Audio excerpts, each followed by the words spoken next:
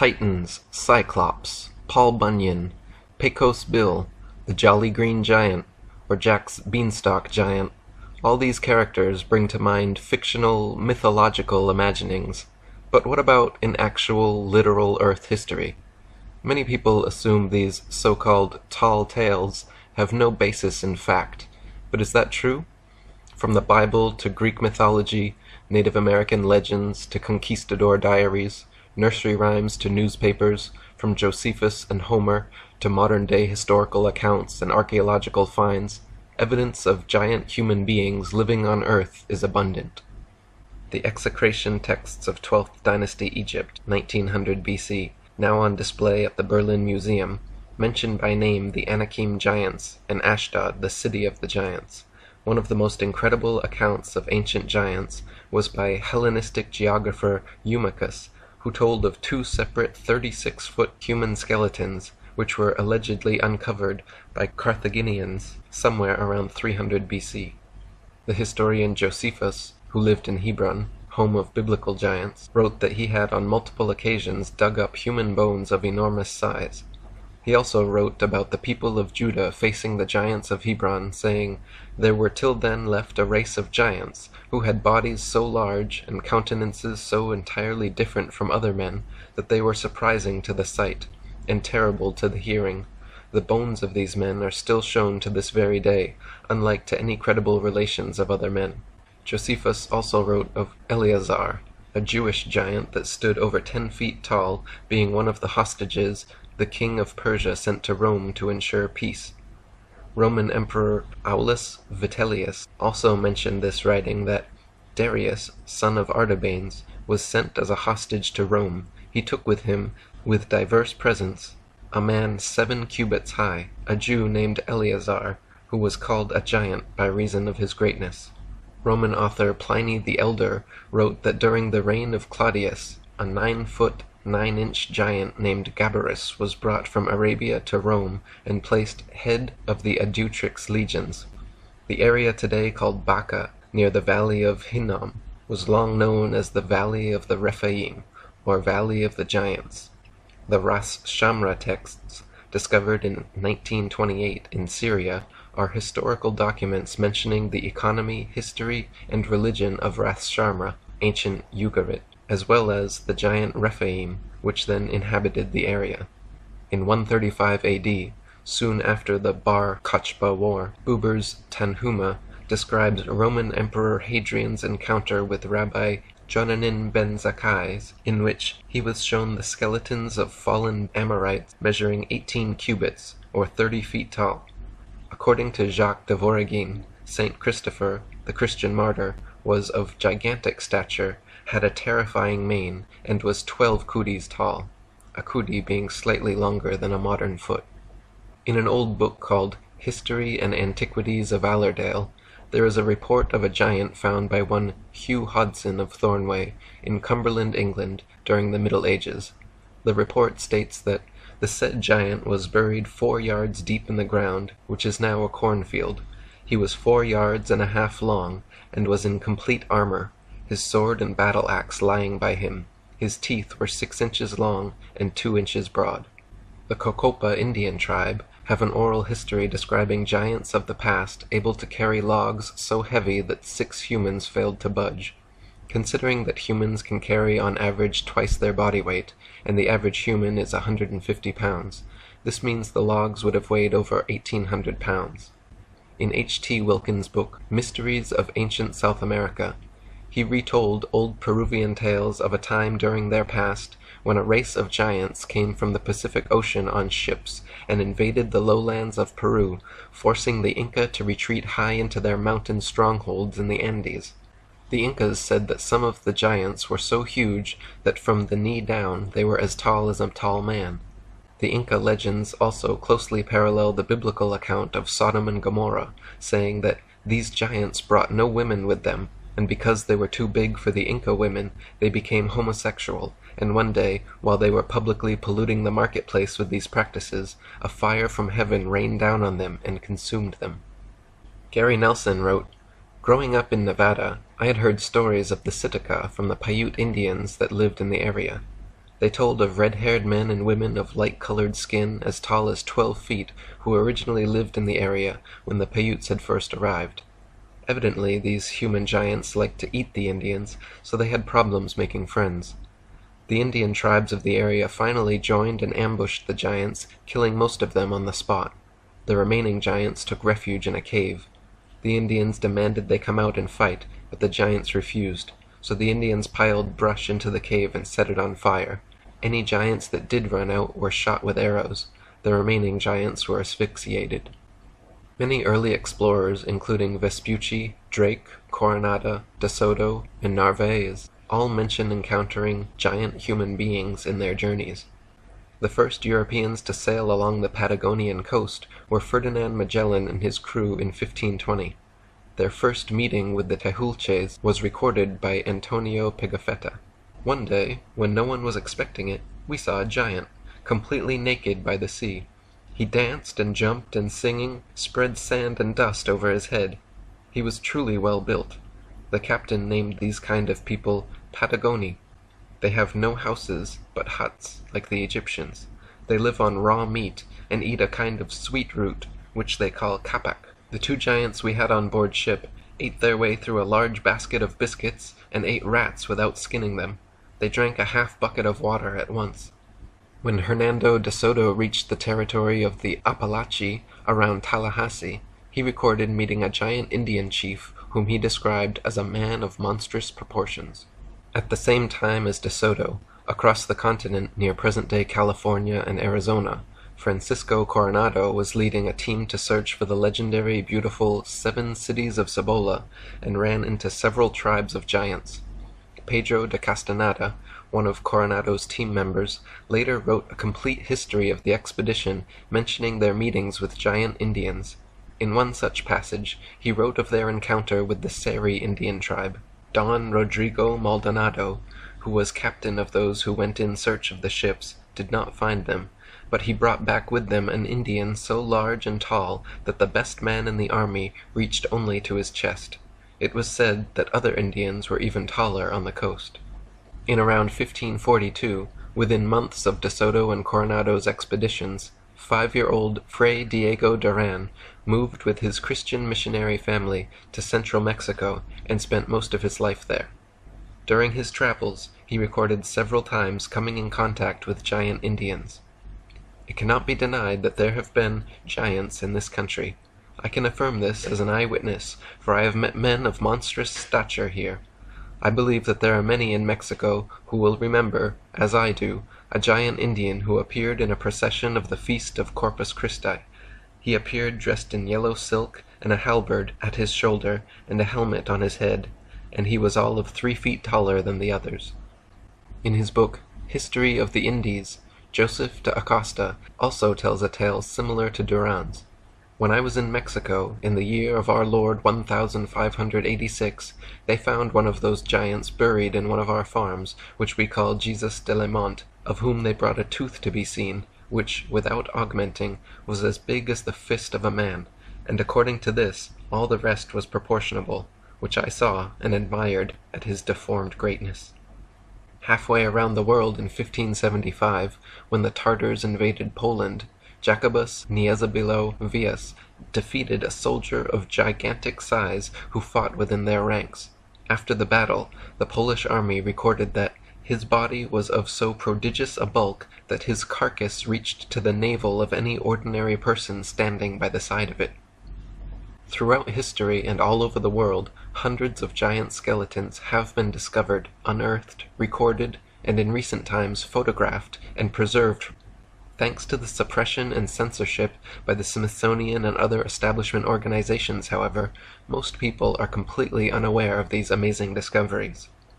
Matt Tufor wrote, "The Smithsonian Institute, National Geographic, the Discovery Channel, and any of the officially sanctioned archaeological expedition teams, between the whole lot of them, have supposedly not been able to cough up one single solitary bone fragment, fossil, or artifact that would evidence these Nephilim. Has the elite-controlled academic mainstream covered something up? Here, then, are a number of these reports about discoveries of the remains of human or humanoid giants.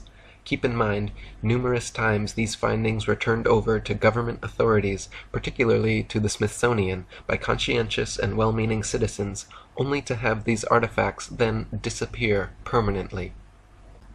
In 1456, a 23-foot tall human skeleton was reported and removed from beside a river in Valence, France. In 1577, a 19.5-foot giant skeleton was found under an overturned oak tree in the canton of Lucerne. In 1613, a giant skeleton was found near Chaumont Castle in France and reported to be 26 feet 6 inches tall. In 1829, the Burlington News reported on workers digging into a mound being used to furnish building material for a new hotel in Chesterville, Ohio, when they dug up a giant human skeleton. In 1833, soldiers digging at Lompoc Rancho, California, discovered a giant male skeleton 12 feet tall with double rows of teeth surrounded by giant weapons. In July 1877, 4 prospectors in Eureka, Nevada, found and chipped out several human leg and foot bones encased in solid quartzite. One of the leg bones from heel to knee was 39 inches long, twice the size of a modern-day adult human. In 1879, the Indianapolis News reported that a 9-foot, 8-inch skeleton was excavated from a mound near Brewersville, Indiana. In 1891, workmen excavating near Crittenden, Arizona, discovered a huge stone sarcophagus 8 feet below the surface, which contained the mummified body of a 12-foot tall giant with 6 digits on each limb.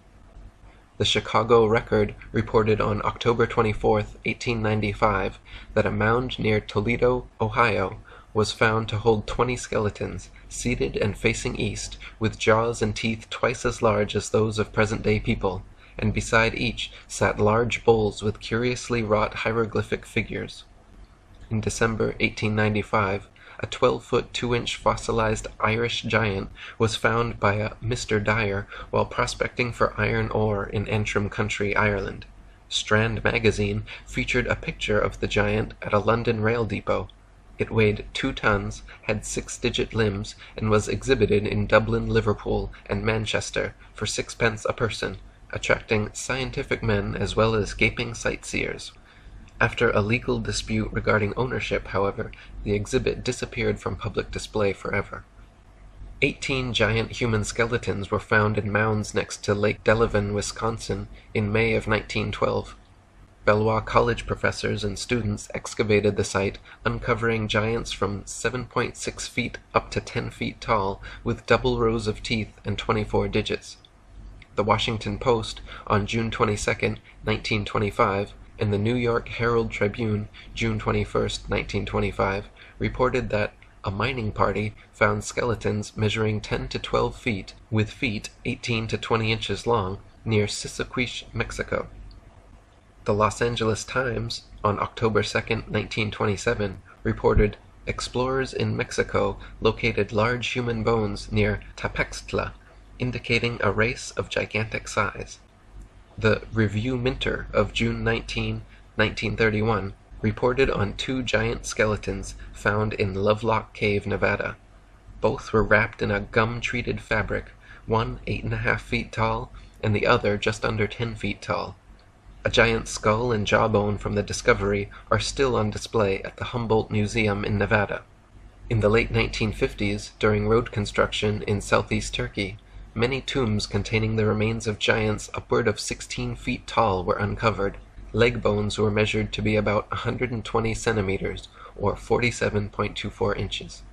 In 2004, an anonymous Aramco Saudi oil industry technician found and uncovered a 15-foot-tall complete giant human skeleton while prospecting. Police quickly came and seized all cameras, the Saudi military swiftly took control of the site, and nothing was ever publicly released about it since.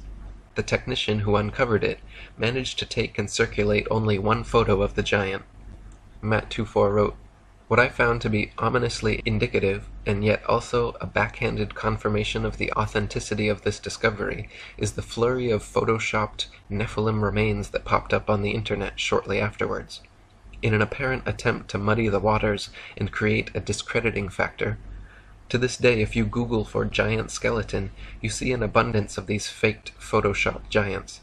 Just in the short time I spent recently researching for this chapter, I ran into at least 5 or 6 reports regarding the Smithsonian Institute receiving extraordinary artifacts and evidence from dutiful citizens who thought they were handing over their findings to the highest and most reliable authorities, only to realize later that Smithsonian had made it all disappear. Hollywood has even made a veiled, snickering reference to this bizarre trend. Recall the famous Smithsonian warehouse scene at the end of the first Indiana Jones movie. Note how these many giant discoveries are made by a wide range of people with a variety of jobs and interests, unlike supposed dinosaur discoveries which are always made by highly invested parties. Also note how the Smithsonian has entire museums filled with fake dinosaur skeletons, yet has never displayed a single giant human skeleton. Even though they are in possession of several of them, they maintain that giants never existed and have never been discovered. David Hatcher Childress wrote, "To those who investigate allegations of archaeological cover-ups, there are disturbing indications that the most important archaeological institute in the United States, the Smithsonian Institute, an independent federal agency, has been actively suppressing some of the most interesting and important archaeological discoveries made in the Americas. The Vatican has long been accused of keeping artifacts and ancient books in their vast cellars without allowing the outside world to access them. Sadly, there is overwhelming evidence that something very similar is happening with the Smithsonian Institution." Ivan T. Sanderson, a famous zoologist and frequent Johnny Carson guest, told the story of an army engineer stationed on the Aleutian Islands of Shemya during World War II, who sent him a fascinating letter. The man claimed to have uncovered a giant graveyard when building an airstrip bulldozing through sedimentary rock in 1944. He found skulls which measured from 22 to 24 inches from base to crown, nearly 3 times the size of a typical adult human skull. He entrusted them to the Smithsonian Institute, where they were never to be seen again. He wrote to Sanderson, "Is it that these people cannot face rewriting all the textbooks?" When Spiro Mound in Oklahoma was excavated in the 1930s, an 8-foot-tall giant in full armor was discovered along with a treasure of pearls and other jewels. The Smithsonian Institute was directly involved in the cover-up of this and many other ancient mounds of the Midwest which were dug up. Archaeologist and researcher David Hatcher Childress reported on one Smithsonian employee who lost his job for exposing evidence that the Smithsonian had at least once taken a barge full of unusual artifacts out and dumped them in the middle of the Atlantic Ocean. David Hatcher Childress wrote, "Perhaps the most amazing suppression of all is the excavation of an Egyptian tomb by the Smithsonian itself in Arizona. A lengthy front-page story of the Phoenix Gazette on April 5, 1909, gave a highly detailed report of the discovery and excavation of a rock-cut vault by an expedition led by Professor S.A. Jordan of the Smithsonian. The Smithsonian, however, claims to have absolutely no knowledge of the discovery or its discoverers. The area around 94 Mile Creek and Trinity Creek had areas with names like Tower of Set, Tower of Ra, Horus Temple, Osiris Temple, and Isis Temple. In the Haunted Canyon area were such names as the Cheops Pyramid, the Buddha Cloister, Buddha Temple, Manu Temple, and Shiva Temple. Was there any relationship between these places and the alleged Egyptian discoveries in the Grand Canyon? We called a state archaeologist at the Grand Canyon and were told that the early explorers had just liked Egyptian and Hindu names, but that it was true that this area was off limits to hikers and other visitors because of dangerous caves. Indeed, this entire area, with Egyptian and Hindu place names in the Grand Canyon, is a forbidden zone. No one is allowed into this large area. We could only conclude that this was the area where the vaults were located. I believe that the discerning reader will see that if only a small part of the Smithsonian Gate evidence is true, then our most hallowed archaeological institution has been actively involved in suppressing evidence for advanced American cultures, evidence for ancient voyages of various cultures to North America, evidence for anomalistic giants and other oddball artifacts, and evidence that tends to disprove the official dogma that is now the history of North America." Gary Nelson wrote, "Recently I took a trip to Peru, and guess what jumped out at me in some of the museums I visited there? Yes, it was giants. In Peru they are not whisked away like they are in the USA. It should be noted that there have been hundreds of giant discoveries in the USA that have been either ignored or taken into custody by the Smithsonian, never to be seen again. The Incas actually had kings that were giants, and had red and blonde hair. In the Gold Museum in Lima, you can still see the clothing and head of an Incan king who stood an easy 10 feet tall. His dried and mummified head is easily twice the size of mine, and I am not a little person.